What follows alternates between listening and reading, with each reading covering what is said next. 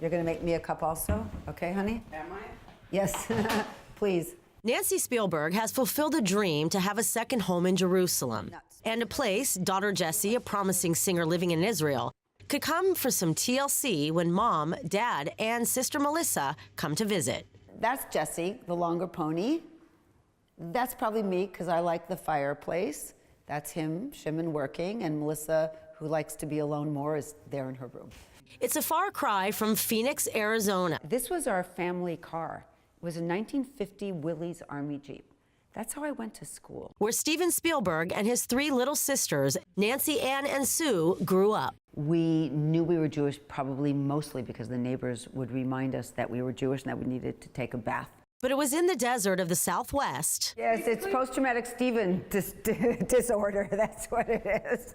Where young Stephen discovered his talent for scaring people and using his sisters as bait. He would draw these Medusa-like scary faces. Why did it have to be snakes? He'd say, if you can sleep with this staring at you, and it would have these like scary eyes, I will give you a nickel. And my mom would just, she would think we were playing so nicely together, and we used to like literally hang on her skirt and say, don't go out tonight, please don't leave us alone with him. The family found a way to fit in by entertaining the neighborhood. Nancy says Stephen bought his first camera from money he made selling tickets to a makeshift home movie screening. We would sell tickets to all the other kids that were also bored and sweaty. We would hang our parents' bed sheet on the clothing line, and that was our screen, and we would show movies. I want you to meet my mother and my father. This is Lily, my mother, Leah, and my dad, Arnold. This is how she always dressed. Denim, big earrings. Nancy calls her bohemian mom their own personal Peter Pan. This was her attitude. Red nails, red lips, and then smoking a cigar. Look at this. She's amazing. My mother bought us a monkey as a pet. Who remained forever young until she died almost 2 years ago at the age of 97. Grow up was a dirty word. Like you could say the F word, but you couldn't say grow up because she was always a kid.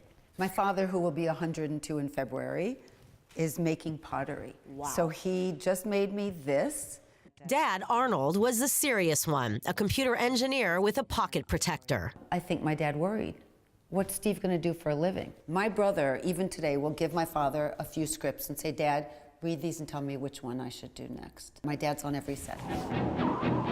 It will attack and devour anything. Movie sets, starting with his first big screen hit that created a worldwide panic. Oh my God, I read it when I was in Mexico on vacation, and we were snorkeling, and I was like, that's it, I'm on the boat, you guys can go in the water. It scared the crap out of me. None of man's fantasies of evil can compare with the reality of Jaws. When Jaws came out, Nancy was living on a kibbutz in Israel and had her own shark scare snorkeling in the Sinai. And there is this huge shark, which wasn't really huge, but in my eyes, anything bigger than a sardine is, or a can of tuna is huge. And I know what you're supposed to do because I read the book. You're supposed to stay calm, no sudden movement. So, of course, I thrashed and I screamed and I ripped off my goggles. Nancy eventually moved to Hollywood, but Big Brother was very protective. He said, when guys ask you out, they don't really want to go out with you, they just want to get to me. And I was like, well, thanks a lot, Steve. You have no confidence in your sister. And so we developed a radar.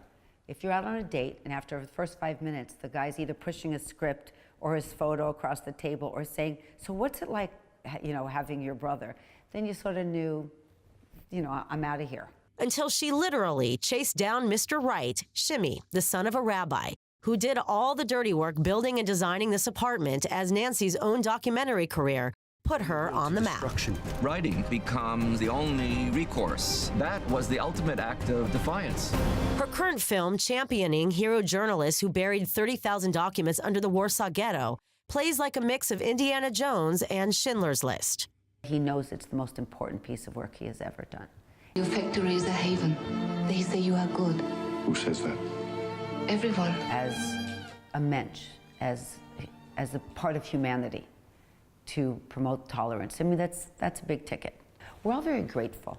I think if you're grateful for the blessings you have in life, it keeps you humble. Jerusalem, Emily Francis, I-24 News.